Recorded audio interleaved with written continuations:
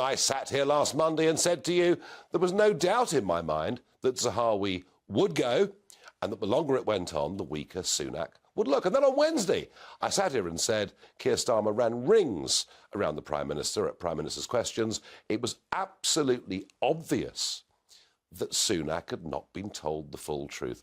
And yet, we have to wait, and suddenly it's all a rush job in the end, where the head of ethics produces a report, and at 9 a.m. on a Sunday morning, Zahawi is sacked.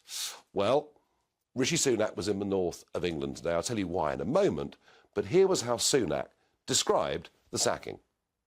Relates to things that happened well before I was Prime Minister, so unfortunately I can't change what happened in the past. What you can hold me accountable for is, look, what did you do about it? You know, what I did as soon as I knew about the situation was appoint somebody independent, looked at it, got the advice, and then acted pretty decisively to move on, because that's why.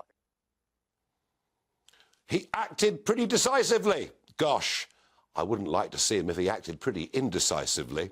Look, if you're the boss of a big organisation, you suspect that a very senior figure has done wrong, and you've had months and months of speculation about what that may be, you don't palm it off to somebody else. You get a grip yourself as the boss and you make a decision. And Sunak simply didn't do that. All of it, of course, spoiled his big day up in the northeast of England, where he announces there'll be 800 new ambulances, 5,000 new hospital beds, and a new idea where you can be in hospital at home.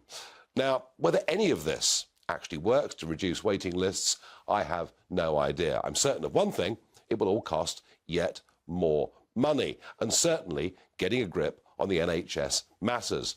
But polling released this afternoon by the Conservative Home website, and that's there for Conservative Party members and activists, shows his popularity amongst his own party's fallen pretty sharply over the course of the last month. So, has Rishi got a grip? Let me know what you think. Farage at GBNews.uk. And I have to tell you, he might be intellectually very clever and perfectly polite and pleasant and all the rest of it, but I see the man very much as a follower and not as a leader. I don't believe he's got a grip. I think they're in far bigger trouble than they even realise themselves.